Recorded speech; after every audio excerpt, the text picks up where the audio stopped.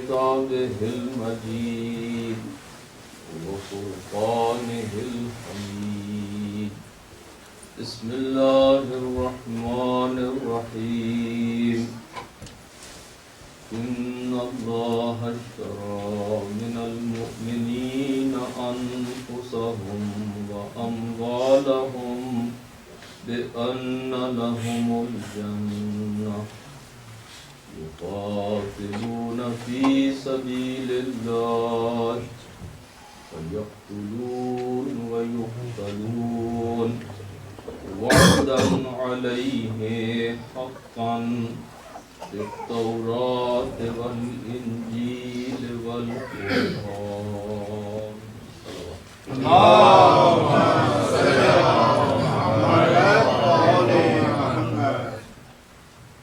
عزیزان محترم،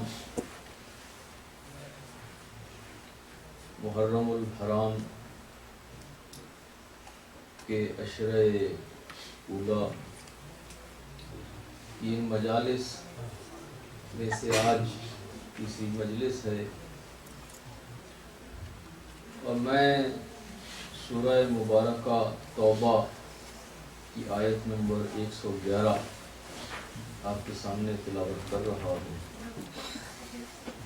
اس میں ارشاد قدرت ہے کہ بے شک اللہ نے مؤمنین سے ان کی جانیں اور ان کے مال خرید لیے۔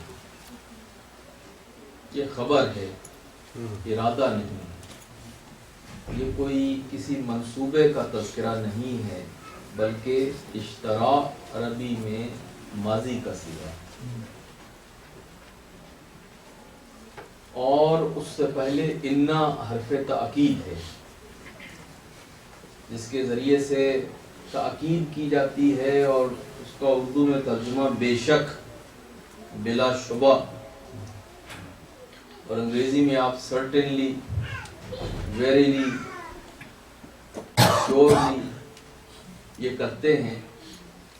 اور اس میں جو لفظ اللہ نے استعمال کیا ہے وہ ہے اشترا، انا کے ساتھ تاکید، اور پھر اشترا یعنی ماضی کا صیغہ۔ اللہ ایک سودے کی خبر دے رہا ہے کہ اس نے خرید لیا مؤمنین کی جانوں کو اور ان کے اموال کو، ان کے مال کو، اور اس کے بدلے میں یہ با جو ہے نا، بے انا، با جو ہے بائے مقابلہ کہلاتی ہے، یعنی اس جان اور مال کے مقابلے میں اور اس کے بدلے میں جو اللہ نے مومنین کو قیمت ادا کی ہے وہ یہ ہے کہ بے انا لہم الجنہ، کہ اپنے مال اور اپنی جان مجھے دے دو، میرے راستے میں اس کو خرچ کرو، اس کو صرف کرو، اور میری طرف سے جنت بطور قیمت کے قبول بے انا لہم الجنہ۔ تو ایک نقطہ جو ہے اس ترجمے اور اس حصے میں جو پوشیدہ ہے، اس کی طرف اشارہ کر کے بات کو آگے بڑھاتا ہوں۔ کچھ باتیں کل کہہ چکا ہوں تو ان کے تکرار کی اور ریپیٹیشن کی ضرورت نہیں ہے۔ ایک بات تو یہاں پہ یہ ہے کہ میں نے پہلے بھی دیکھا تھا، اور جب میں ان مجالس کے لیے اپنے نوٹس تیار کر رہا تھا تو میں نے پھر پورے قرآن کو حمد سے لے کے ناس تک دیکھا، جو کہ میں ایک دعویٰ کرنے چلا تھا ممبر پہ بیٹھ کے۔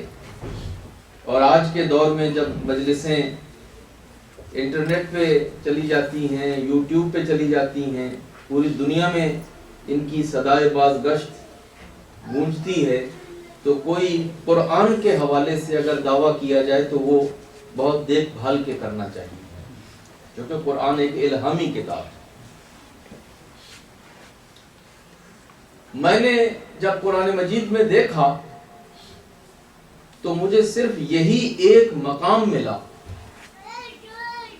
کہ جس میں اللہ جو ہے وہ کسی چیز کو خریدتا ہوا نظر آ رہا ہے۔ لوگوں کے بیع و شراء کے تذکرے بہت ہیں، کہ لوگوں نے گمراہی خرید لی، ہدایت بیچ دی، لوگوں نے دنیا خرید لی، آخرت بیچ دی، دنیا نے یہ خریدا وہ بیچا، یہ سب ہے۔ وہ جو آیت جو کل پڑھی تھی وَمِنَ النَّاسِ مَن يَشْرِي نَفْسَهُ ابْتِغَاءَ مَرْضَاتِ اللَّهِ، اس میں بھی بندہ اپنے نفس کو بیچ رہا تھا اور اللہ کی مرضیوں کو خرید رہا تھا۔ خریدار وہاں پہ بیچنے والا اور خریدنے والا، بیچنے والا بندہ۔ لیکن یہ واحد مقام ہے، یہ واحد آیت ہے قرآن مجید میں جہاں پہ خدا ہمیں خریدار کے طور پہ نظر آتا ہے۔ اور زہ نصیب مومنین کے کہ ان کے پاس کوئی ایسی قیمتی چیز تھی کہ جس کا خریدار بن کے ان کے دروازے پہ خود اللہ کی ذات آتی۔ کہ آپ کے پاس کوئی ایسی چیز ہے کہ جس کا خریدار کون ہے؟ وہ ذات پروردگار ہے، اللہ خود اس کا خریدار ہے۔ ان اللہ اشترا، اللہ نے خریدا۔ کس سے خریدا ہے؟ من المؤمنین۔ یہ دوسری بات ہے کہ پورے قرآن کو پڑھ دیجئے، اللہ نے اگر کوئی سودا کیا ہے اور اگر کوئی چیز خریدی اور بیچی ہے تو وہ صرف مومنین سے خریدی ہے اور مومنین کو بیچی۔ اللہ نے خرید و فروخت کسی غیر مومن کے ساتھ نہیں کی۔ یہ مومن کا مقام ہے، یہ عز و شرف اور یہ مقام اور مرتبہ صرف مومن کا ہے کہ جس کے ساتھ اللہ جو ہے ان ٹرانزیکشن، اللہ اس کے ساتھ بزنس کر رہا ہے، اللہ اس کے ساتھ بیع و شراء کر رہا ہے، خرید و فروخت کر رہا ہے۔ ان اللہ اشترى من المؤمنین انفسهم واموالهم، اللہ نے مومنین سے خرید لیا ان کی جان کو اور ان کے مال کو۔ اکثر جگہوں پہ قرآن مجید جو ہے مال کا ذکر پہلے کرتا ہے، جان کا بعد میں کرتا ہے، اور کہیں پہ جو ہے جان کا تذکرہ پہلے اور مال کا بعد۔ ہر جگہ پہ بلاغت ہے، آپ اس کے کانٹیکسٹ میں دیکھیں، سیاق و سباق میں دیکھیں تو آپ کو معلوم ہوتا ہے کہ یہاں پہ جان کا تذکرہ پہلے کیوں ہوا اور مال کا بعد میں کیوں ہوا، یا یہاں پہ مال کا تذکرہ پہلے کیوں ہوا اور جان کا بعد میں کیوں ہوا۔ کہیں پہ مال کی ضرورت زیادہ محسوس کی گئی تو وہاں پہ مال کا تذکرہ پہلے ہوا، اور جہاں جان کی ضرورت زیادہ محسوس کی گئی وہاں پہ جان کا تذکرہ پہلے ہوا۔ تو سینیریوز بدلتے ہیں، وقت بدلتا ہے، نیڈز بدلتی ہیں، ضرورتیں بدلتی ہیں، تو اللہ تعالی جو ہے وہ ان ضرورتوں کو سامنے رکھتے ہوئے، وقت کی مصلحتوں کو سامنے رکھتے ہوئے یہ الفاظ جو ہے ان کو استعمال کرتا ہے۔ اب یہاں پہ ایک چیز ہے کہ جو خود سامنے کی ہے کہ جب جان خرید لی تو پھر مال تو خود ہی خرید لیا۔ اموالہم، جب ان کے انفسہم، ان کے نفوس کو خرید لیا، یعنی ان کی جانوں کو خرید لیا، تو پھر ان کے اموال جو ہیں وہ تو ناچیز ہیں، جب وہ خود چلے آئے تو ان کے مال بھی چلے آئے۔ لیکن چونکہ جان اور مال یہ تو ایسی چیز ہیں کہ کئی دفعہ لوگ جان دینے کے لیے تیار ہو جاتے ہیں مگر مال دینا ان کے لیے بہت مشکل ہوتا ہے۔ تو خدا نے چاہا کہ اگرچہ یہ انڈرسٹوڈ ہے، لیکن چونکہ بعض طبیعتیں بخیل ہوتی ہیں اور انسان جو ہے ہو سکتا ہے کہ کہے کہ خدا نے تو جان مانگی ہے، مال نہیں مانگا ہے، تو اس لیے اس کو اسپیسیفائی کر کے اس کا ذکر کر دیا، حالانکہ اس کی ضرورت نہیں تھی، مگر اس لیے کی تاکہ کوئی یہ جان دینے کی جو فکر کرتا ہے وہ مال کو فراموش نہ کر بیٹھے۔ ایک صلوات پڑھی بابا جی۔ اللہم صلی علی محمد۔ دونوں کا تذکرہ، انفسہم و اموالہم۔ اور ان اللہ اشترى من المؤمنین، اللہ نے مومنین سے ان کے اموال بھی خرید لیے، ان کے نفس بھی خرید لیے۔ اور اس کے بدلے میں ان کو جنت۔ اب یہ بات تو طے ہوگی۔ اب دیکھنا یہ ہے کہ خریدتا تو وہ ہے کہ جس کے اپنے پاس نہ ہو کوئی شے۔ دنیا کا دستور ہے، جو چیز ہمارے گھر میں نہیں ہوتی، ہمارے پاس نہیں ہوتی، ہماری ایکسس میں نہیں ہوتی، ہم وہ خریدنے کے لیے باہر جاتے ہیں۔ لیکن جس کے پاس ہر شے موجود ہو اور وہ خود پروڈیوس کرنے کی صلاحیت اپنے پاس رکھتا ہو تو اسے خریدار بن کے کسی کے پاس جانے کی ضرورت کیا ہے؟ اب اللہ جو ہے وہ ذات ہے کہ جو خود ہر چیز کا خالق ہے، ہر چیز کا مالک ہے، خود پروڈیوسر ہے، خود پروڈیوس کرتا ہے، خود چیزوں کو پیدا کرتا ہے، ہماری ملکیت میں دیتا ہے اور پھر ہم سے آ کے خرید رہا ہے۔ تو یہ اللہ نے ایک تکریم، ایک عزت بخشی ہے، ایک کرامت بخشی ہے، ایک احترام بخشا ہے اپنی مخلوق کو اور مومنین کو۔ حالانکہ اللہ جو ہے اس کے پاس خود اتھارٹی ہے، وہ ہمارا خود مالک ہے، اس کو خریدنے کی ضرورت نہیں ہے ہم سے، لیکن خالق ہوتے ہوئے، مالک ہوتے ہوئے، ہمارا پروردگار ہوتے ہوئے، ہمارا رب ہوتے ہوئے وہ ہمیں یہ عزت بخش رہا ہے کہ دیکھو لینے کو تو میں اس کو لے ہی لوں گا اور یہ میری اپنی ہی چیز ہے، لیکن بہتر یہ ہے کہ آؤ میں اور تم ایک معاملہ کر دیں، ویلنگلی دے دو تاکہ اس کے بدلے میں تم ریوارڈ لے سکو۔ جیسے ہم اپنے بچے سے کوئی چیز ہے، اور آداب بھی ہیں، ہم جس ملک میں رہ رہے ہیں یہاں پہ خاص طور پہ یہ بات بتائی جاتی ہے کہ اگر آپ کے بچے بھی ہیں تو آپ بچوں کی بھی جو حقوق ہیں ان کا احترام کریں۔ اس لیے نہیں کہ وہ چونکہ آپ کا بچہ ہے تو آپ اس کے سارے فیصلے خود ہی کرتے پھریں، بچے کو انوالو نہ کریں، بچے کا کنسنٹ نہ لیں، بچے کی رائے نہ لیں، بچے کا مشورہ نہ لیں۔ میرا بچہ ہے جی، بس میں اس کی زندگی موت کا فیصلہ میں جو چاہوں کروں۔ ہم تو دوستوں کے فیصلے خود کر دیتے ہیں، بچے تو خیر اور بات ہے۔ صلوات بھیجیے بابا سے بلا۔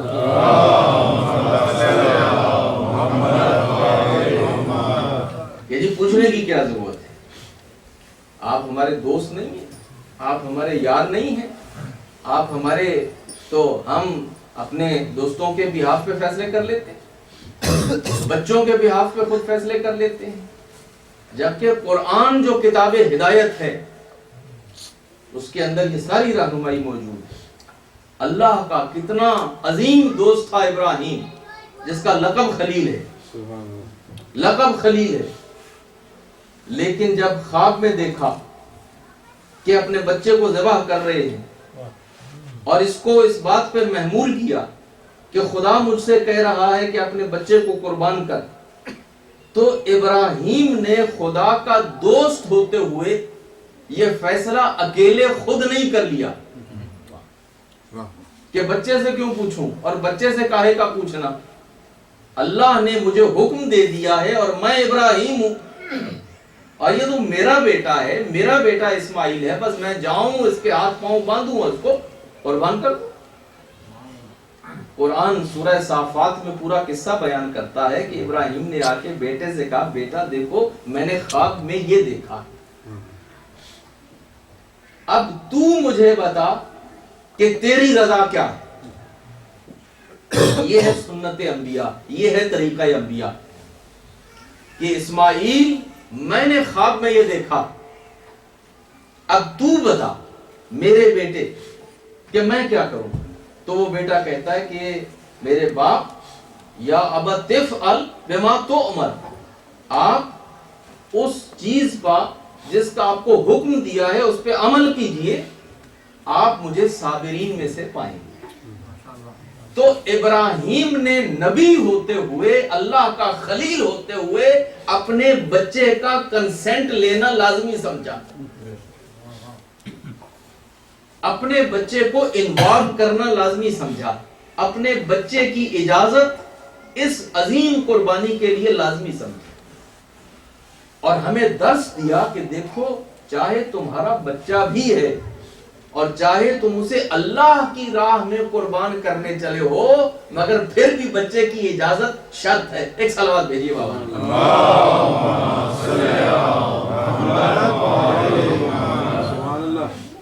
تو ہم جو ایک دوسرے کے بیہاف پہ والنٹیئر کر دیتے ہیں نا ایک دوسرے کو، اور ایک دوسرے کے فیصلے کر لیتے ہیں دوستی میں اور محبت میں، اور شوہر نے فیصلے بیوی کے خود کر لیے کہ میں ماں بدولت شوہر ہیں، اور بیوی نے فیصلے شوہر کے بیہاف پہ خود کر لیے کہ جناب ہم تو گھر کی مالکن ہیں، اور انہوں نے کمٹ کر لیا اجازت کے بغیر، جبکہ شریعت کے احکام ہیں کہ وہ اگر ڈونیشن بھی دے، اگر اپنے مال میں سے جو اس کی اپنی کمائی ہے تو الگ بات ہے، ورنہ یہ ہے کہ عورت کو اجازت نہیں ہے کہ وہ شوہر کی اجازت کے بغیر ایون چیریٹی بھی دے، اللہ کی راہ میں بھی نہیں دے سکتی جب تک کہ شوہر سے اجازت نہ،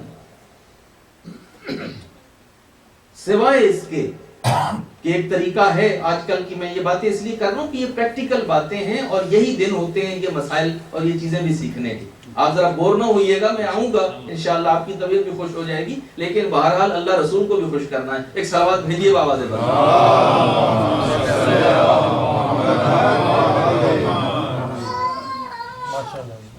لیکن جب نکاح ہوتا ہے، جب شادی ہوتی ہے، تو یہ لڑکیوں کو اس وقت اجازت ہے کہ وہ شوہر سے شرط کر لیں، وہ شرط کر لیں اپنے شوہر، ہونے والے شوہر سے کہ دیکھیے ہم آپ کی زوجیت میں آ رہی ہیں، ہمارا آپ کا نکاح ہونے چلا ہے، لیکن ہم آپ سے اتنی اجازت چاہتی ہیں کہ جب تک ہم آپس میں رہیں گے میاں بیوی کے طور پہ، یہ گھر سے صدقہ خیرات چیریٹی وغیرہ جو ہے ریزنیبل اماؤنٹ میں اس کی کرنے کی ہمیں آپ کو اجازت دینا ہوگی، اور یہ اجازت ہمیں کسی وقت چاہیے، لے لیجئے یہ اجازت زبانی یا تحریری، تو پھر حلال ہو جائے گا، پھر اس کے بعد کر سکتی ہیں شوہر کی اجازت کے بغیر ریزنیبل اماؤنٹ میں۔ اب یہ نہیں کہ اس بیچارے کی ساری کمائی ایک چیک میں لکھ کے مسجد کو دیتے تو یہ نہیں، لیکن ایک ریزنیبل اماؤنٹ جو ان کی انکم کے لوگ، ان کی بیک گراؤنڈ کے لوگ، ان کے وہاں کے رہنے والے لوگ، ان کے ایسے حالات میں جتنی اماؤنٹ میں چیریٹی دیتے ہیں اتنی اماؤنٹ میں وہ دے سکیں۔ تو میرا کہنے کا مقصد یہ تھا کہ اسلام جو ہے وہ آمریت کا دین نہیں ہے، اسلام میں ڈکٹیٹرشپ نام کی کوئی چیز نہیں، اسلام میں مطلق العنانیت نام کی کوئی چیز نہیں، اسلام میں فیصلے جو ہیں وہ مشورے سے ہوتے ہیں، اسلام دین مشاورت ہے۔ قرآن مجید کا ایک پورا سورہ ہے جس کا نام ہے سورۃ الشورى، کنسلٹیشن، یہاں پر کنسلٹیشن کے ساتھ فیصلے ہوتے ہیں، میاں کو بیوی سے کنسلٹیشن کرنا ہے، بیوی کو میاں سے کنسلٹیشن کرنا ہے، ماں باپ کو جب اولاد کے فیصلے کرنے ہیں تو اولاد کو کنسلٹ کرنا ہے، اور اولاد نے اپنے جو فیصلے کرنے ہیں ان میں اپنے ماں باپ کو کنسلٹ کرنا ہے۔ یہ نہیں ہے کہ اب ہم بڑے ہو گئے ہیں اور جوان ہو گئے ہیں تو this is my life and my world, اب ماں باپ کو ڈیورس کر کے بچے جو چاہیں کرتے پھریں، نہیں، اسلام دین شورا ہے، اسلام دین مشاورت ہے، اسلام بتاتا ہے کہ یہ فیصلے مل جل کے ایک دوسرے کے کنسنٹ کے ساتھ ہوں گے اور اجتماعی طور پہ کیے جائیں گے۔ ایک صلوات پڑھ لیجئے بابا۔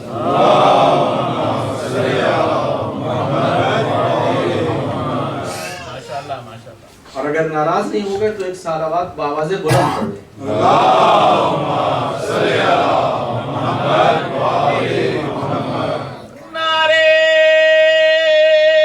حیدری، بآواز بلند تر صلوات۔ اللہم صلی علی محمد و آل محمد۔ تو اللہ نے اللہ ہوتے ہوئے بھی یہ تصرف از خود نہیں کر لیا، مومنین سے خریدا ہے، خریدا، اور یہ نہیں ہے کہ چونکہ ہم نے بنایا تھا تمہیں، تم ہمارا اپنا ہی مال ہو تو تمہیں قیمت دینے کی کیا ضرورت ہے، کہا نہیں، یہ اللہ کا کرم ہے، جب ایک چیز دے دی ہے، تمہارے حوالے کر دی ہے، تو اب تم سے جب لیں گے تو قیمت دے کے لیں گے، قیمت دے کے لیں گے۔ اللہ نے قیمت دی، اور وہ قیمت کیا ہے؟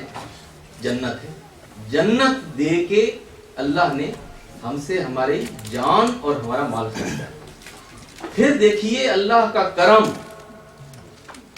کہ اللہ نے خرید لینے کے بعد یہ نہیں کہا کہ اب تمہاری جان پہ تمہارا کوئی حق نہیں رہ گیا اور تمہارے مال پہ تمہارا کوئی حق نہیں رہ گیا، اس لیے کہ تم نے بیچ دیا ہے۔ اب تو جان تمہاری نہیں رہ گئی، مال تمہارا نہیں رہ گیا، اب وہ ہمارا ہو گیا، چونکہ جنت تمہاری ہو گئی ہے۔ لینے کے بعد بھی پھر ہمارے ہی حوالے کر دیا ہے کہ تم اس کو استعمال کرو، لیکن یاد رکھو کہ اب تمہارے پاس یہ جان اور مال امانت ہے ہماری۔ اب یہ جان اور یہ مال دونوں تمہارے پاس ہماری امانت ہیں۔ اب یہ سمجھنا، یہ سوسائڈ کا مسئلہ یہاں سے کلیئر ہوتا ہے کہ وہ کہتے ہیں یہ اپنی جان لینی ہے نا، کسی کو تو نہیں مار رہے، اور اگر ہم نے اپنی جان لے لی اور خودکشی کر لی تو یہ اسلام میں حرام کیوں ہے؟ حرام اسی لیے ہے کہ یہ جان آپ بیچ چکے ہیں، آپ کی اپنی نہیں ہے، یہ امانت ہے، پروردگار ہے۔ ایک صلوات پڑھیے بابا،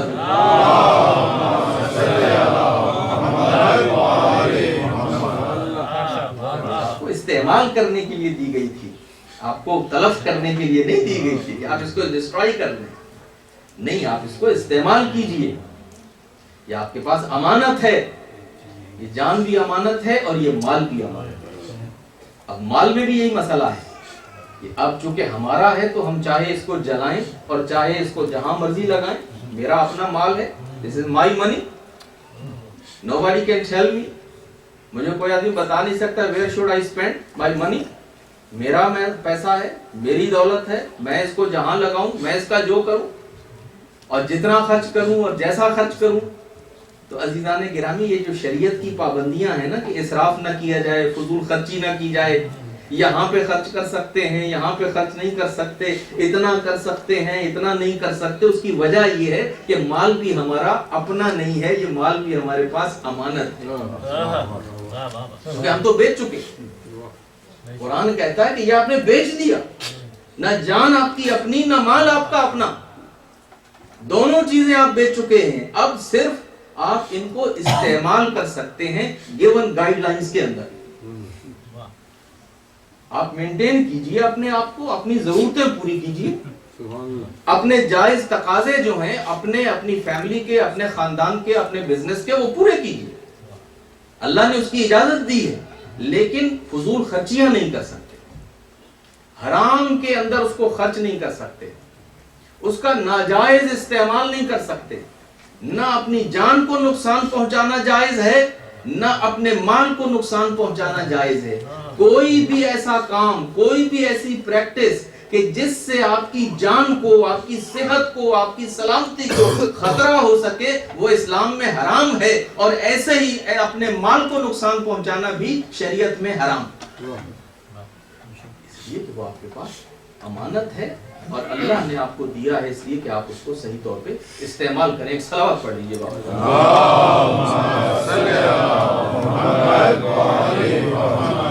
تو یہ تو ایک بات تھی، میں آیت کے ترجمے میں ہر روز تھوڑی تھوڑی اس طرح کی گفتگو کرتا رہوں گا، تاکہ کم از کم ہم قرآن مجید کی یہ جو آیت ہے اور جو یہ احکام ہیں ان کو بھی ساتھ ساتھ سمجھیں۔ اور ہمارا موضوع تو خیر قربانی ہے اور ذبح عظیم ہے، وہ اسی کے ساتھ مرتبط ہے کہ یہاں پر ہم دیکھتے ہیں کہ اللہ نے جب کہا نا کہ اس نے خرید لیا ہماری جان کو اور ہمارے مال کو، تو خرید لینے کے بعد اب قرآن ایک بات کر رہا ہے فوراً اس کے بعد کہ جان اور مال کو مومنین کے خرید لیا، اور پھر کیا، یقاتلون فی سبیل اللہ، اب یہ مومنین اللہ کے راستے میں جہاد کرتے ہیں، فیقتلون ویقتلون، اور جہاد کرتے ہوئے یا یہ دوسروں کو قتل کرتے ہیں اور یا یہ خود قتل ہو جاتے ہیں۔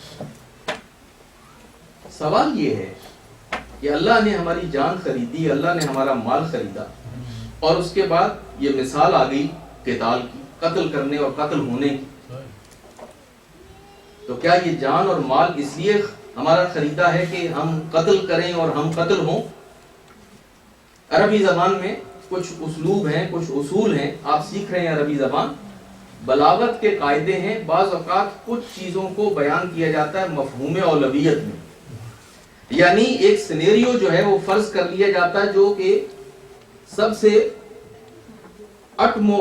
جو سب سے اہم ایک سینیریو ہوتا ہے نا، سب سے اہم وہ فرض کر لیا جاتا ہے یعنی جب جان اور مال آپ کا خرید لیا گیا تو اس کے جتنے استعمالات ہیں وہ سارے اللہ کی مرضی کے مطابق آپ کو کرنا ہے، حتیٰ کہ اگر اللہ کے راستے میں قتل کرنا پڑے یا قتل ہونا پڑے تو وہ بھی آپ جو ہے قبول کریں گے۔ یعنی مقصد یہ نہیں ہے کہ صرف قتل ہی کرنا ہے اور صرف قتل ہی ہونا ہے، جان اور مال کو اللہ کے راستے میں استعمال کرنا ہے، والنٹیئر کرنا ہے، ڈونیٹ کرنا ہے، استعمال کرنا ہے، لیکن پھر کرتے کرتے اگر نوبت قتل و قتال کی بھی آ جائے تو مومنین اس کے لیے بھی تیار ہیں۔ اس کا مفہوم یہ ہے، یہ نہیں ہے کہ ہم جان دینے کے لیے تو ہر وقت تیار ہیں لیکن چھوٹی موٹی قربانی کے لیے ہم تیار نہیں۔ یعنی اگر آپ نے کسی سے وقت مانگ لیا، آپ نے کسی سے چھوٹی موٹی فیور مانگ لی تو انہوں نے کہا کہ نہیں، اگر جان چاہیے تو وہ تو ہم دینے کے لیے تیار ہیں مگر رائٹ دینے کے لیے تیار نہیں۔ آپ نے ہم سے یہ جو چیز مانگی یہ چھوٹی، یہ نہیں دیں گے، ہاں مگر جان جو ہے وہ آپ کے لیے حاضر۔ تو عزیزان گرامی، قرآن ہمیں یہ بتا رہا ہے کہ یہ باتیں تو پہلے چھوٹی چھوٹی چیزیں مانگی جاتی ہیں۔ میں آپ سے سامنے ایک پوری لسٹ رکھوں گا کہ اسلام کا اور اللہ کا اور رسول کا اور شریعت کا آپ سے مطالبہ کیا ہے، کتنے مطالبات ہیں، بہت سارے مطالبات ہیں، اور ان مطالبات میں پھر جو سب سے بڑا مطالبہ ہے وہ ہے آگے مال کا، اور مال کے بعد جان کا۔ یہ اس کی ایک فہرست ہے، اس کی ایک سیکوینس ہے، اس کی ترتیب ہے۔ اس ترتیب میں پھر سب سے بڑی قربانی جو ہے وہ جان کی، لیکن اس سے پہلے قربانیاں اور ہیں، اور وہ قربانیاں جو ہیں وہ دینا وہ شریعت کا مقتضا ہے۔ اسلام چونکہ ایک پریکٹیکل دین ہے، اسلام ایک عملی دین ہے۔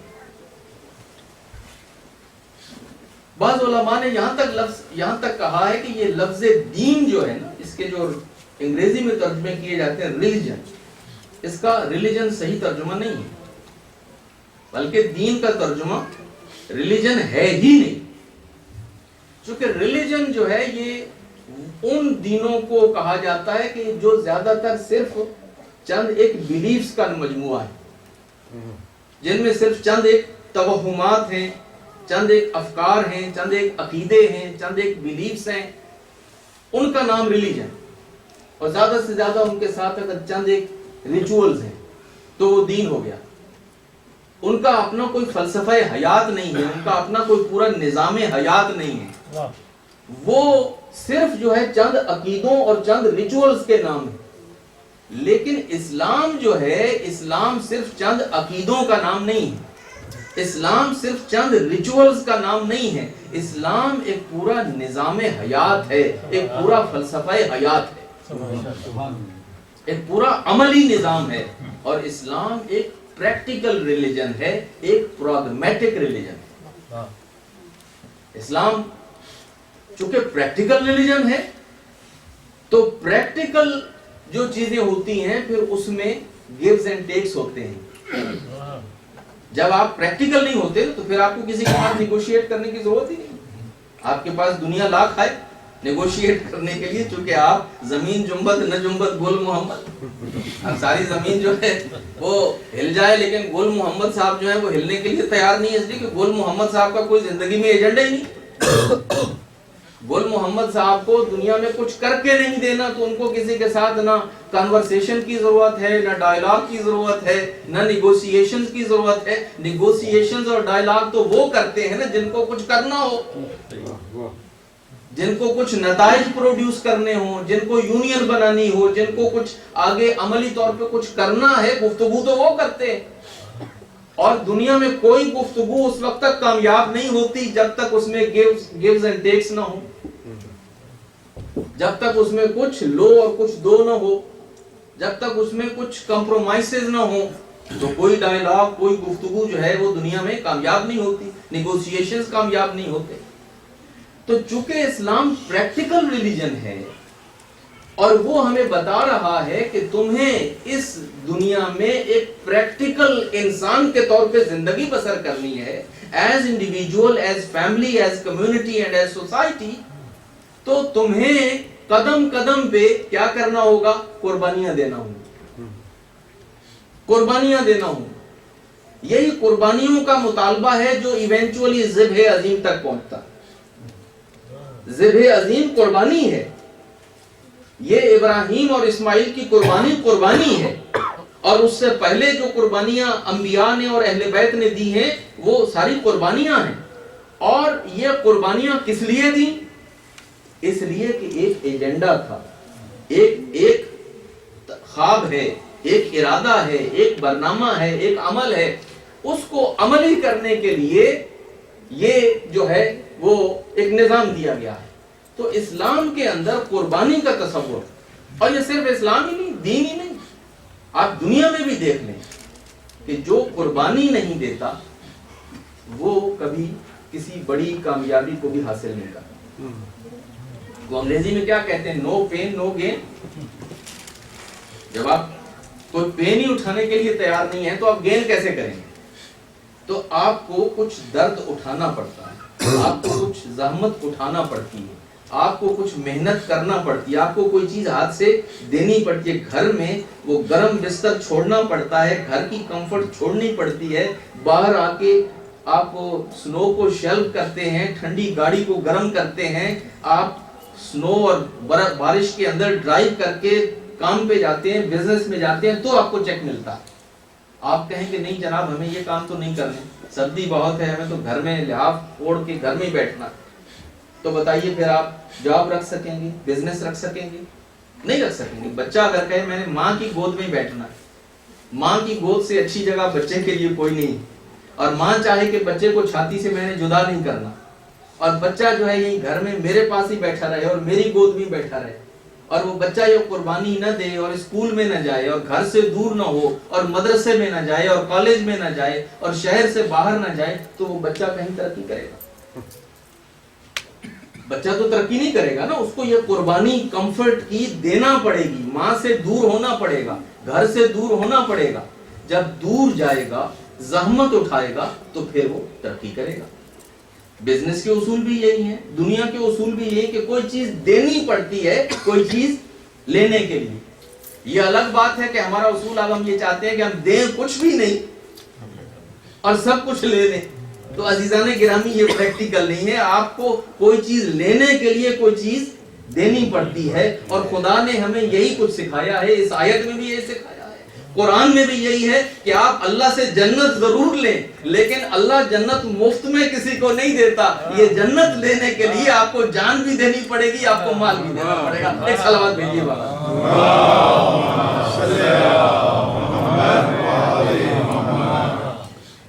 آپ کو کچھ نہ کچھ دینا پڑے, اور وہ جب تک دیں گے نہیں آپ تو آپ کو ان ریٹرن کچھ نہیں ملے گا.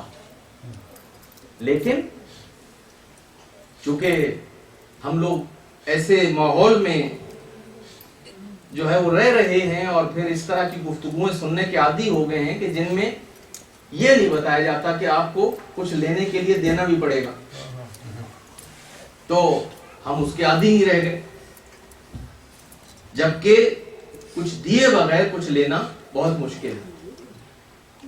وہ ایک مولانا کے بارے میں لطیفہ مشہور ہے, وہ کہتے ہیں کہ وہ دینے کے, چونکہ مولانا حضرات عام طور پہ, اب ہم یہاں پہ 2 آدمی بیٹھے ہیں, اب ہمارے اوپر محمول کیجئے گا کہ یہ ان کو صرف لینا آتا ہے, دینا نہیں آتا. اور اتفاق سے ہمارے یہ مولانا جو ہیں, آپ کے مولانا, یہ غالباً اس ملک کے واحد مولانا ہیں جن کو میں جانتا ہوں کہ جو دینے والے ہیں, لینے والے نہیں. انہوں نے جو کام بھی کیے ہیں ماشاءاللہ, مڈائنا میں بھی جو کیا تو وہ اپنے پیسے سے, اپنی دولت سے خود کماتے تھے بیچارے, اور لا کے وہ اس میں حوضے میں خرچ کر دیتے تھے. اور یہاں پر بھی آپ جو دیکھ رہے ہیں الحمدللہ, مطلب یہ میجر کنٹریبیوٹر جنہوں نے یہ سارا اپنی دولت, اپنا پیسہ لا کے خرچ کر کے اس سلسلے کو شروع کیا. اللہ آپ کو جزائے خیر دے کہ آپ ان کے ساتھ اب تعاون شاید کرنا شروع کر دیا ہوگا, اور کچھ نہ کچھ تعاون کرتے ہوں گے. لیکن بہرحال یہ مولانا اس کیٹیگری کے نہیں ہیں, لیکن عام طور پہ مولوی صاحبان کے بارے میں مشہور یہی ہے کہ یہ ان کو صرف لینا آتا ہے اور دینا نہیں آتا. آپ ہمارے پاس آئیے گا تو کیا لائیے گا, اور ہم آپ کے پاس آئیں گے تو آپ ہمیں کیا دیں گے. دونوں طرف جو ہے وہ لینے ہی کا مطالبہ ہے. تو کہتے ہیں کہ مولانا ڈوب رہے تھے, اور کسی نے چل کر ان کو جو ہے وہ نکالنا چاہا, تو نے کہا مولانا ذرا اپنا ہاتھ دیجئے، اپنا ہاتھ دیجئے تو ہم آپ کو باہر نکال لیں. کہا مولانا ڈوبتے رہے مگر انہوں نے ہاتھ نہیں دیا. تو کوئی آدمی پاس سے گزر رہا تھا، اس نے دیکھا، اس نے کہا یہ مولانا ہے، یہ ہاتھ دیں گے نہیں، تو ایسا آپ کرو اپنے ہاتھ کو آگے بڑھاؤ اور کہو مولانا میرا ہاتھ لے لیجئے، میرا ہاتھ لے لیجئے، تو پھر جو ہے یہ تمہارے ہاتھ کو پکڑ لیں گے تو ان کو باہر نکال لینا. تو یہ طبیعتیں ہیں، مزاج ہیں، بن جاتے ہیں لوگوں کے اوور دا ٹائم، اپنے پروفیشن کے حساب سے، اپنے خاندان کے حساب سے، کہ ہم نے دینا کچھ نہیں ہے مگر لینا سب کچھ ہے. لیکن عزیزان گرامی دنیا میں ایسا ہوتا نہیں. آپ کو کوئی چیز نہیں ملتی کوئی چیز دیے بغیر. یہ جو کچھ ہمارے پاس عطیہ قدرت ہے یہ اللہ نے ہمیں دیا ہے.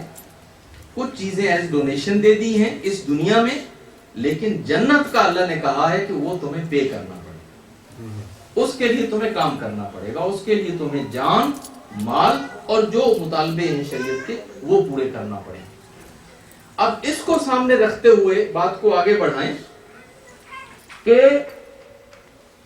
قرآن مجید بھرا پڑا ہے ان آیتوں سے، مطالبوں سے اور قربانیوں کے تذکرے سے.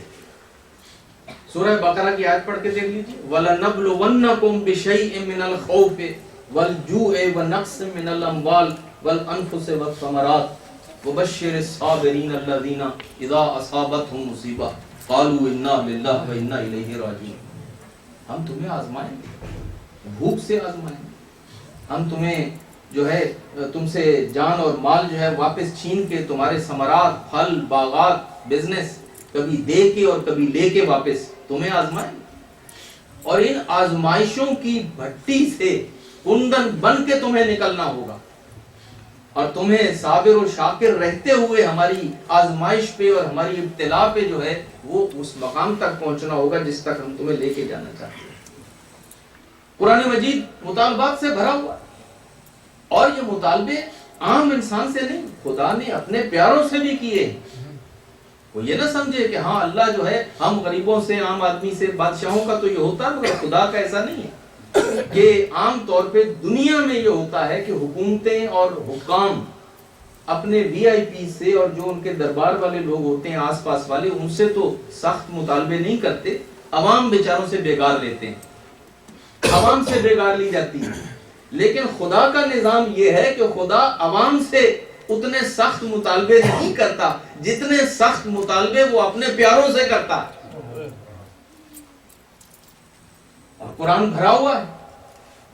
خدا کا دوست تھا ابراہیم، اور ابراہیم کو کتنی بڑی آزمائش میں ڈالا کہ ابراہیم لاؤ اپنے اس پہلونٹی کے بچے کو، اپنے بڑے بچے کو بڑھاپے میں لا کے اپنے ہاتھ سے ذبح کر دو. اور پھر اس کو وَإِذِ ابْتَلَىٰ إِبْرَاهِيمَ رَبُّهُ بِكَلِمَاتٍ، اور جب خدا نے ابراہیم کو آزمایا ان کلمات کے ذریعے سے، فَأَتَمَّهُنَّ قَالَ إِنِّي جَاعِلُكَ لِلنَّاسِ إِمَامًا، اور جب ابراہیم نے وہ امتحان پاس کر لیا تو تاج امامت جو ہے وہ ابراہیم کے سر پہ رکھا گیا. یہ ہے امامت کا مقام. یہ جو امامت کو اتنا سستا کر دیا ہے کہ 2 رکعت کے جو نماز پڑھانے والا ہے اب وہ بھی امام ہو گیا ہے. ہمارے ہاں تو امامت کا تصور یہ ہے کہ پہلے ابراہیم جو ہے وہ نبی بنتے ہیں، پھر رسول بنتے ہیں، پھر خلیل بنتے ہیں، اور پھر اس کے بعد امام للناس بنتے ہیں، پھر امام للناس، تاج امامت ابراہیم کے سر پہ رکھا گیا. لیکن کیا اللہ نے امامت یوں ہی اٹھا کے ابراہیم کو رکھ کے دے دی؟ اللہ نے امامت کیا یوں ہی ڈونیٹ کر دی؟ نہیں، پہلے ابراہیم کا امتحان دیا، ابراہیم کو مشکل میں ڈالا، اور اتنی مشکل میں ڈالا کہ قرآن کہتا ہے کہ یہ بلا جو ہے یہ بلا مبین ہے، یہ بہت بڑی مصیبت اور بہت بڑی آزمائش تھی کہ جس میں ہم نے ابراہیم کو ڈالا. ابراہیم کو کبھی آگ میں پھینکا گیا، کبھی شہر چھوڑ کے ہجرت کرنا پڑی، عراق میں رہتے تھے، فلسطین میں جانا پڑا، فلسطین سے مکہ میں جانا پڑا. پاپ پیادہ سفر، اس زمانے میں کوئی فرسٹ کلاس وہ سفر نہیں کرتے تھے ہوائی جہاز میں، یا اپنا کوئی جہاز تھا ابراہیم کے پاس کہ ابراہیم جو ہے وہ اپنا، انہوں نے US-1 کیا ہوتا ہے آپ کا پریزیڈنٹ کا، کہ جناب وہ اپنا جہاز نکالا اور ابراہیم اس پہ سوار ہوئے اور عراق سے نکلے اور فلسطین پہنچ گئے اور فلسطین سے پرواز کی اور مکہ پہنچ گئے. بیوی کے ساتھ، بچوں کے ساتھ ریگستانوں کی ریت چھانی جا رہی ہے، آبلہ پائی ہے، صحراؤں میں سفر ہے، بیوی کے ساتھ، بچے کے ساتھ، دیار بدیار، شہر بشہر، وطن سے بے وطن ہوئے. نمرود نے اتنی بڑی آگ میں پھینکا، اتنی تہمتیں لگیں، اتنے بدنام ہوئے، اور پھر اس کے بعد چل کے وہاں پہ ایک اپنی نئی بستی ریت پہ جا کے بسانا پڑی، یہ جو آج مکہ کی صورت میں آپ کے سامنے ہے. اور پھر وہاں پہ اپنے بچے کو اپنے ہاتھ سے قربان کرنے کا ٹاسک دیا گیا، اپنے ہاتھ سے. بوڑھا باپ اپنے جوان بچے کو لا کے اپنے ہاتھ سے قربان. تو عزیزان گرامی، یہ خدا کی سنت ہے، خدا کا طریقہ ہے کہ وہ جن سے محبت کرتا ہے، جن کو اپنا سمجھتا ہے، جن کو وہ اعلیٰ سے اعلیٰ مقام پہ دیکھنا چاہتا ہے، ان کو اتنا زیادہ آزماتا ہے، ان کو آزماتا ہے. کئی دفعہ مومنین ہمارے پاس آتے ہیں، مولانا بڑی آزمائش میں ہیں، ہماری جاب چھوٹ گئی، بزنس میں خسارہ ہو گیا، ہمارا ایکسیڈنٹ ہو گیا، فلاں ہو گیا، جیسے نحوست آ گئی ہے، شامت آ گئی ہے، پتہ نہیں ہم نے کون سا گناہ کر لیا ہے کہ ہمارے اوپر ایک کی مصیبت کے بعد دوسری کے بعد تیسری آ رہی ہے. ہم ان کو سمجھاتے ہیں کہ بعض اوقات یہ نحوست اور مصیبت نہیں ہوتی، بلکہ آپ اللہ کے انر سرکل میں آ جاتے ہیں، اللہ کو آپ سے محبت ہو جاتی ہے. اور جب اللہ کو کسی سے محبت ہو جائے تو اللہ جن سے محبت کرتا ہے، پھر اللہ ان کے ساتھ یہی سلوک کرتا ہے. ایک صلوات پڑھیے بابا.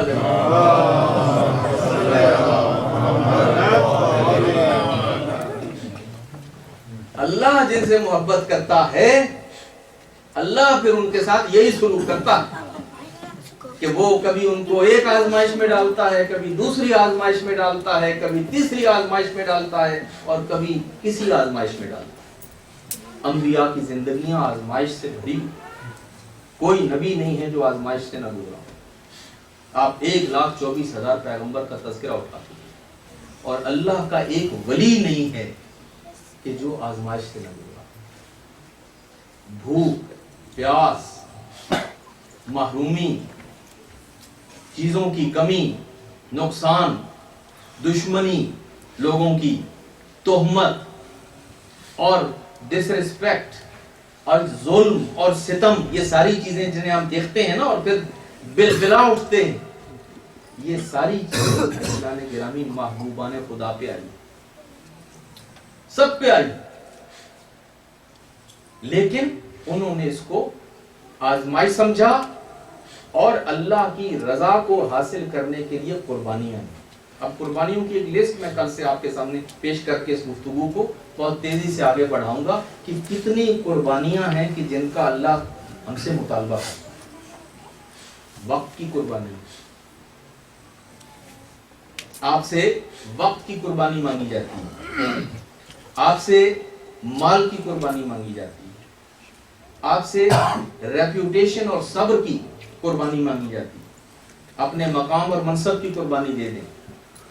بعض اوقات اپنی ریپیوٹیشن کی قربانی دینا پڑتی ہے، اپنے جائز حقوق سے دستبردار ہونا پڑتا ہے. پھر اس کے بعد یہ ہے کہ بھوک اور پیاس کی قربانی ہے. روزہ کیا ہے؟ نماز جو ہے وہ وقت کی قربانی ہے، روزہ جو ہے وہ بھوک اور پیاس کی قربانی ہے. حج جو ہے وہ بھی آپ کے لیے ایک اچھی خاصی اسٹرگل ہے، قربانی ہے. آپ اپنے کام کو چھوڑیں، بزنس کو چھوڑیں، فیملی کو چھوڑیں، پیسہ خرچ کریں اور کہاں کے کہاں جائیں اور چل کے وہاں پر ٹینٹوں میں وہ تولیے لپیٹ کے آپ 10 دن وہاں پہ رہیں، سر منڈوائیں، اور جناب آپ جو ہے وہاں پر چپل پہن کے ایک گداگر بن کے ایک بالکل فقیر بن کے وہاں پہ 2 ہفتے 10 دن جو ہے وہ گزاریں. اور وہ آدمی کے جو یہاں 3 پیس سوٹ پہنتا ہے، اب وہاں پہ جو ہے وہ چپل پہن کے گداگروں والا لباس پہن کے اور بالکل گداگر بن کے کھڑا ہوا. یہ سب قربانیاں ہیں. سر منڈواؤ چاہے تمہیں اپنے بالوں پہ جتنا ناز ہے. بار بار شیشہ دیکھنے والوں کو شیشہ دیکھنا حرام ہو جاتا ہے. جب احرام باندھو آپ شیشہ نہیں دیکھ سکتے. میک اپ کے شوقین جو ہیں وہاں پہ کوئی میک اپ نہیں کر سکتی خواتین، خوشبو نہیں لگا سکتے، جیولری نہیں پہن سکتے. یہ سب قربانیاں، یہ سب چیزیں آپ کو گیو اوے کرنی پڑتی ہیں. کوئی چیزیں عارضی طور پہ، کوئی دائمی طور پہ. لیکن یہ سب کیوں ہے؟ اس لیے کہ خدا چاہتا ہے کہ انسان کو قربانی دینے کی عادت ہے. گیو اوے کرنے کی عادت پڑے، سیلف کنٹرول کی عادت پڑے۔ اسلام انسان کو کامیاب دیکھنا چاہتا ہے، اسلام دیکھنا چاہتا ہے کہ انسان قوی ہے، مضبوط ہے، اس کا ارادہ مضبوط ہے، یہ چیزیں گیو اوے کر سکتا ہے، یہ چیزوں سے دستبردار ہو سکتا ہے، یہ چیزوں سے ڈس ایسوسیٹ ہو سکتا ہے۔ اس کے پاس چاہے چھوٹی سی چیز، اس کی ضرورت کتنی زیادہ نہ ہو اور وہی چیز اویلیبل ہو، وہ اس کو گیو اوے کرنے کی طاقت رکھتا ہے۔ اس کی مثالیں پھر ہمارے سامنے قرآن میں موجود ہیں۔ قرآن، کل سورہ دہر کا میں نے آپ سے ذکر کیا تھا کہ قصیدہ ہے، وہ کیوں قصیدہ ہے؟ تاریخ یہی تو بتاتی ہے کہ شہزادے بیمار ہو گئے تھے، امام حسن حسین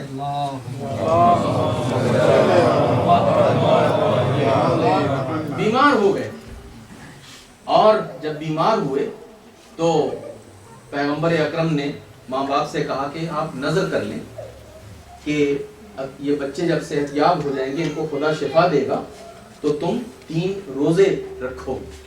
اس میں خود درس ہے، اہل بیت، پیغمبر اور اہل بیت ہمیں کس قسم کی نظر اور منت ماننے کا درس دے رہے ہیں۔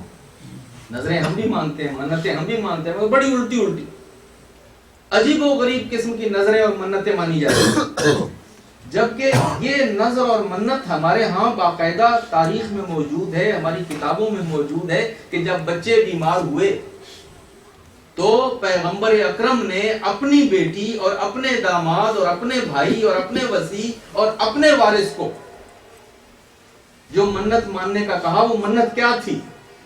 منت یہی تھی کہ جب بچے شفا یاب ہوں گے تو آپ 3 روزے رکھیے گا، اور چنانچہ بچے جب صحت یاب ہو گئے تو وہ 3 روزے رکھے گئے۔ اب وہ روزوں کی داستان ہے کہ روزہ رکھا، اور شام کو جب جو اویلیبل تھا، معمولی سا ہی فوڈ تھا، بتایا جاتا ہے جو کی روٹی تھی، اور افطار کرنے کے لیے اب آپ ذہن میں رکھیے کہ یہ بچے ابھی ایک بچے ہیں اور تازہ بیماری سے ان کو شفا ہوئی، ماں ہیں، باپ ہیں، گھر کے خادم ہیں، بیٹھے ہیں افطار کرنے کے لیے، کہ اچانک دروازے پہ دستک ہوتی ہے۔ من علی الباب، دروازے پہ کون ہے؟ کہ میں مسکین ہوں اور آیا ہوں آپ کے دروازے پہ بڑی آس لے کے، امید لے کے، میرے گھر میں فاقہ ہے، میری مدد کر دیجیے۔ اب دیکھیے ایک فیملی ہے بیٹھی ہوئی ہے افطار کے لیے، روزہ رکھا ہے، اور بچے ہیں چھوٹے چھوٹے، اور وہ بیماری سے ابھی ان کو شفا ملی، تو کہہ سکتے تھے نا کہ یہی ایک روٹی ہے ہمارے پاس، اب یا ہم خود کھائیں یا تمہیں دے دیں، ہمارے پاس نہیں ہے، بابا اگلے دروازے پہ جاؤ۔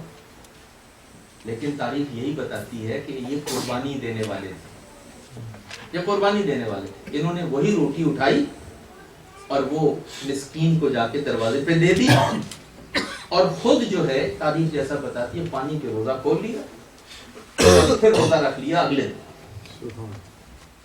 اگلے دن دوسرے دن روزہ رکھا، دن میں کوشش کی ادھر ادھر سے جو لائے، گیہوں لائے، جو لائے، اس کو پیسا، اس زمانے میں تو اسی دن تازہ پیسنا پڑتا تھا، چکی میں پیسا، اس کو کی روٹی بنائی، افطار کے لیے بیٹھے تھے کہ پھر دروازے پہ دستک ہو گئی۔ دیکھو بھائی کون ہے، ہم ہوتے تو آج تو ہم دروازے پہ دستک چاہے کوئی جتنی مرضی دیتا رہتا، دروازے کی طرف پلٹ کے نہ دیکھتے، لیکن یہ ہے کہ جاؤ دروازے پہ دیکھو کون ہے، وہ آدمی کہتا ہے میں یتیم ہوں اور میں ضرورت مند ہوں، میرا کوئی نہیں ہے، بھوکا ہوں، آپ کے دروازے پہ امید لے کے آیا ہوں، کل بھی روزہ رکھا تھا، کل کا کھانا کسی کو دے دیا تھا، کل مسکین کو دے دیا تھا، آج اٹھا کے لا کے یتیم کو دیا، خود پانی پی کے پھر روزہ افطار کر لیا، ساری میں روزہ پھر رکھ لیا۔ تیسرے دن جب روزہ رکھا اور پھر اسی طرح سے جب افطار کا وقت آیا دروازے پہ پھر دستک۔ یہ قرآن ہے، سورہ دہر ہے، یہ کوئی کچی پکی روٹی کی بات نہیں ہے، یہ کہیں ادھر ادھر کی امامیہ جنتری یا کسی جنتری کا واقعہ نہیں ہے، یہ قرآن مجید کا تذکرہ ہے، سورہ الانسان یا سورہ الدہر کے اندر یہ واقعہ ہے۔ اب جب تیسرے دن یہ دستک ہوتی ہے اور وہ بتایا جاتا ہے، پوچھا جاتا ہے کہ کون ہے دروازے پہ، پتہ چلا کہ اسیر، اور وہ آگے کہتا ہے کہ میں بھوکا ہوں، ضرورت مند ہوں، آپ کے دروازے پہ آیا ہوں، تو کھانا لا کے اس اسیر کو دے دیا۔ ماں بڑی شفیق ہوتی ہے اور ماں اور باپ خود تو پیاس برداشت کر سکتے ہیں، بھوک برداشت کر سکتے ہیں، مگر اپنے بچوں کی بھوک اور پیاس کوئی نہیں برداشت کر سکتا۔ وہ بچے جو تازہ شفا یاب ہوئے، یہ ہے عظمت اہل بیت۔ عظمت اہل بیت ان کا کردار ہے، ان کا ڈیووشن ہے، ان کی کنٹریبیوشن ہے۔ انہوں نے جب تینوں دن اپنا کھانا اٹھا کے ضرورت مند کو دے دیا تو آسمان پہ ایک ہلچل مچی ہے۔ حکم ہوتا ہے جبریل کو، جبریل ابھی جاؤ، دیر مت کرو، ابھی جاؤ، اور اسی دروازے پہ کہ جہاں پہ ایک دن مسکین گیا ہے، ایک دن یتیم گیا ہے، ایک دن اسیر گیا، اس دروازے پہ جا کے دستک دو اور یہ قصیدہ پڑھو ان کی شان میں اور کہو کہ وَيُطْعِمُونَ الطَّعَامَ عَلَىٰ حُبِّهِ یتیما مسکینا ویتیما واسیرا، کہ کچھ لوگ ایسے بھی ہیں کہ جو اللہ کی محبت میں اطعام کرتے ہیں اور کھانا کھلاتے ہیں، مسکین کو کھلاتے ہیں، یتیم کو کھلاتے ہیں اور اسیر کو کھلاتے ہیں اور خود بھوکے بیٹھے۔ آواز بلند نعرہ صلوات۔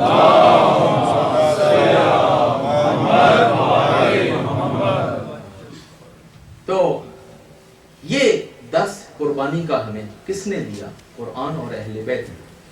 قرآن میں تذکرہ موجود ہے، اہل بیت کا یہ عمل، اہل بیت کے عمل کو قرآن نے محفوظ کر دیا اور بتا دیا کہ عظمت کا حصول اور رضا خدا کا حصول یوں ہوتا ہے۔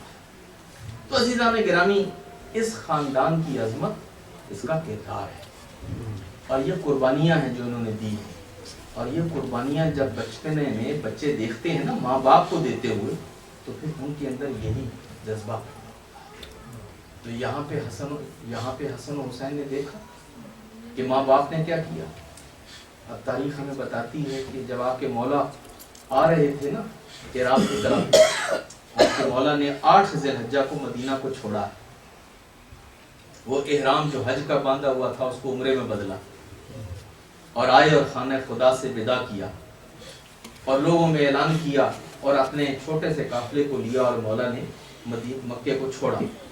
عراق کے راستے میں آتے آتے منزل ایسی آئی کہ دوستوں میں سے، ساتھیوں میں کسی نے تکبیر کی آواز بلند کی، اللہ اکبر۔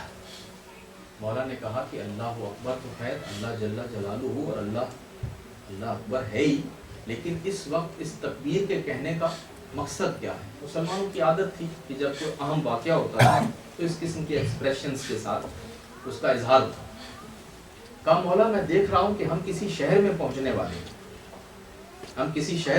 والے ہیں، اور اب ہم بالکل نزدیک ہیں کسی بستی کے، کسی آبادی کی۔ میں نہیں سمجھتا تھا کہ یہاں پہ کوئی ایسی آبادی ہے، ہمیں نظر آ رہی۔ مولا نے کہا کہ تمہیں کوئی آبادی نظر آ رہی؟ کہاں مجھے وہ دور نخلستان نظر آ رہے ہیں، وہ کچھ درخت ہیں کھجور کے، نخلستان ہے، الحمدللہ تھوڑی دیر میں ہم وہاں پہنچ جائیں گے۔ مولا نے جو دیکھا، اب مولا کے پاس چشم امامت ہے، مولا وہ دیکھ سکتے ہیں کہ جو کوئی دوسرا انسان دیکھ نہیں سکتا۔ مولا نے کہا کہ نہیں، تمہاری آنکھ نے خطا کی ہے، یہ نخلستان نہیں ہے، یہ تو ایک لشکر ہے جو ہماری طرف بڑھتا ہوا چلا آ رہا ہے۔ یہ تو گھوڑے ہیں، گھوڑوں کی کنیاں، اور یہ گھوڑے ہیں جو ہماری طرف آ رہے ہیں، اور ان کے ساتھ ان کے علم ہیں، ان کے جھنڈے ہیں، ان کے نیزے ہیں، یہ نخلستان نہیں ہے۔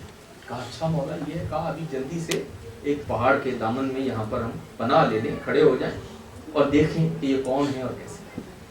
تھوڑی دیر میں دیکھا کہ ایک 1000 کا دستہ حر کی قیادت میں وہاں پہ سامنے پہنچ گیا، اور جب آمنا سامنا ہوا تو پتہ چلا کہ یہ ابن زیاد کا بھیجا ہوا اس کا افسر ہے، اور یہ مولا کا راستہ روکنے اور راستہ بند کرنے آیا ہے، بلکہ گرفتار کرنے آیا ہے۔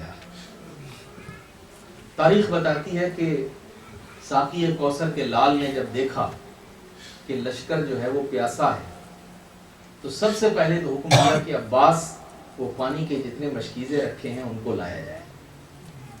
یہ میرے نانا کی امت ہے، یہ انسان ہیں اور یہ پیاسے ہیں، آؤ ان کو سیراب کر دو، یہ پیاسے ہیں ان کو سیراب کر دو۔ یہ شان ہے ہمارے مولا کی کہ جو جانتے تھے سب کہ آگے کیا ہونے والا ہے کیا نہیں ہے، جن کے پاس علم امامت اور چشم امامت ہے، مگر ان سے دشمن کی پیاس نہیں دیکھی جا رہی. کہا یہ پیاسے ہیں، ان کو پانی پلا. مقتل کی روایتوں میں ہے کہ مشکیزیں لائے گئے، پانی لایا گیا، 1000 آدمی کو سیراب کیا گیا. ایک راوی ہے جو یہ کہتا ہے کہ میں اتنا پیاسا تھا کہ جب یہ پانی مجھے دیا گیا تو میں اتنا ڈیسپریٹ تھا کہ میں نے وہ پانی سارا گرا دیا، وہ مشکیزہ مجھ سے کھلا ہی نہیں اور صحیح طریقے سے منہ کے ساتھ میں لگا نہیں سکا کہ میں پانی پی سکوں. میں اتنا جو ہے وہ اس میں تھا، خوف زدہ اور پریشان اور ڈیسپریٹ. دوسرا مشکیزہ لایا گیا، وہ مجھے دیا گیا. جب دوسرا مشکیزہ آیا تو وہ کہتا ہے کہ اس کو بھی میں نے کھولا اور میں نے وہ بدحواسی میں وہ بھی سارا زمین پہ گرا دیا اور میں اس کو پی نہ سکا. کہ اتنے میں نے دیکھا کہ ایک بزرگوار سامنے کرسی پہ بیٹھے تھے، وہ کرسی سے اٹھے اور انہوں نے مشکیزہ مانگا کسی سے اور میرے پاس آئے. انہوں نے کہا کہ تم اس کو خود نہ پیو، تم اپنے ہاتھ پھیلاؤ، میں پانی گراتا ہوں تمہارے ہاتھ پہ، تم چلو بناؤ، تم چلو بناؤ اپنے ہاتھ کا اور میں تمہیں پانی پلاتا. میں بہت پیاسا تھا، میں نے یوں چلو بنایا، انہوں نے مشکیزے سے وہ پانی میرے ہاتھ پہ ڈالا، میں نے پیا. پھر میں نے کہا بس، کہا نہیں، تیری پیاس اگر نہیں بجھی تو ابھی اور پی لے. جب میں سیر ہو کے پانی پی لیا اور انہوں نے وہ مشکیزہ کسی کے حوالے کیا اور کرسی کی طرف گئے تو میں نے پوچھا کہ یہ کون ہے؟ تو مجھے بتایا گیا کہ تو ان کو نہیں پہچانتا. کہا نہیں. کہا یہی تو حسین ابن علی. کہا یہی تو حسین ابن علی کہ جنہوں نے اپنے ہاتھ سے لا کے تمہیں پانی پلایا ہے. کہا اچھا یہ ہیں حسین ابن علی. کہا یہ ہیں حسین ابن علی. پھر جب کرسی پہ بیٹھ گئے مولا تو مولا نے دیکھا کہ گھوڑوں کی زبانیں جو ہیں وہ باہر ہیں اور گھوڑے بھی پیاسے ہیں. کہا میرے عباس یہ جانور ہیں اور پیاسے ہیں، جاؤ ان کو بھی سیراب کرو، جاؤ ان گھوڑوں کو بھی پانی پلاؤ. عزیزوں گھوڑوں کو 1000 آدمی کے گھوڑے کو پانی پلایا گیا اور جب پانی پلایا گیا تو پھر تاریخ بتاتی ہے کہ مولا کہتے ہیں کہ دیکھو گھوڑا ایک ہی مرتبہ پانی نہیں پی لیتا، وہ پانی پیتا ہے پھر تھوڑی دیر کے لیے ہٹ جاتا ہے پھر پلٹ کے آتا ہے پانی پینے کے لیے. عباس میک شور کہ یہ گھوڑے سیراب ہو جائیں اور ان کی پیاس باقی نہ رہے. اس شان سے ساقی کوثر کے لال نے یہ پانی پلایا ہے دشمن کو اور دشمن کے گھوڑوں.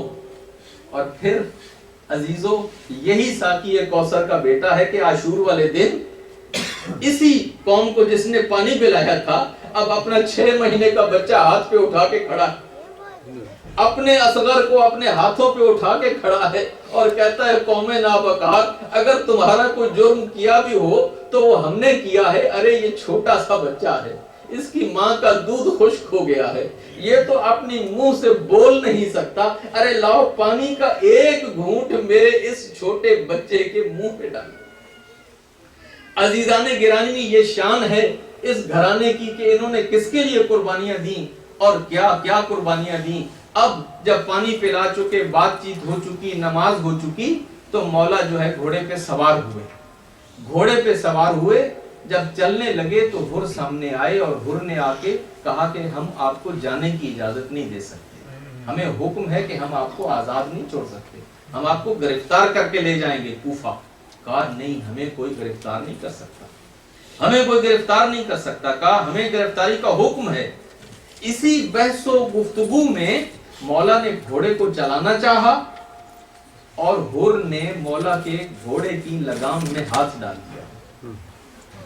بس یہ ہاتھ ڈالنا تھا ہر کا کہ مولا نے جھڑک کے کہا کہ تیری ماں تیرے ماتم میں بیٹھے، تو میرے گھوڑے کی لگام کو پکڑتا ہے.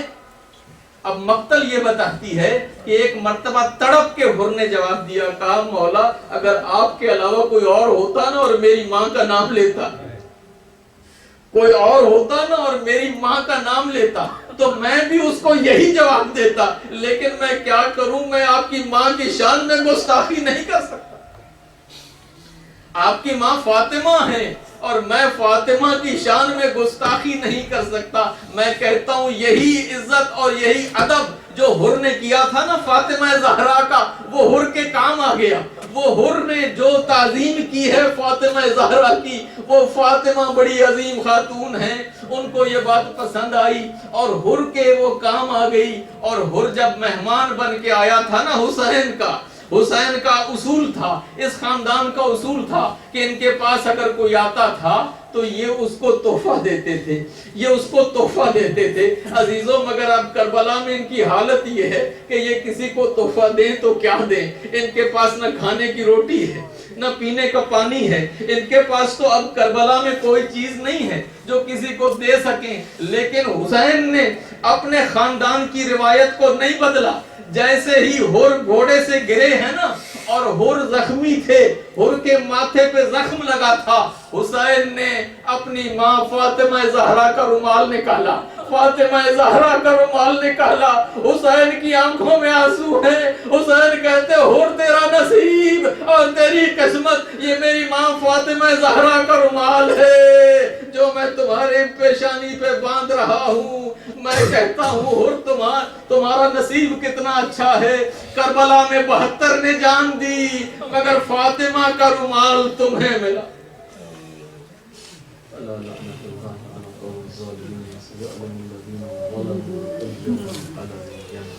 پروردگار ہماری اس قلیل سے عبادت کو قبول و منظور فرما. پروردگار جو بھی مومنین و مومنات مجلس میں حاضر ہوئے ہیں سب کی حاجات کو پورا فرما، دعاؤں کو مقبول فرما، مشکلات کو برطرف فرما، بیماروں کو شفا عطا فرما، جو پریشان ہیں ان کی پریشانیوں کو دور فرما، جو بے اولاد ہیں ان کو اولاد نرینہ عطا فرما، سب کے مرحومین کی مغفرت فرما. پروردگار عزاداری اور عزاداروں کی حفاظت فرما. آنے والے دنوں میں پاکستان میں، عراق میں اور مختلف ممالک میں ہمارے عزادار اپنی جانوں پہ کھیل کے عباس کا علم اٹھا کے گلیوں میں نکلیں گے. پروردگار ان کی حفاظت فرما، ہماری مقدس مقامات کی حفاظت فرما، مراجع اور ہمارے علماء کی حفاظت فرما، ہمارے ماتمیوں اور ہمارے عزاداروں کی حفاظت فرما. سلطان عادل جلد ظہور فرما.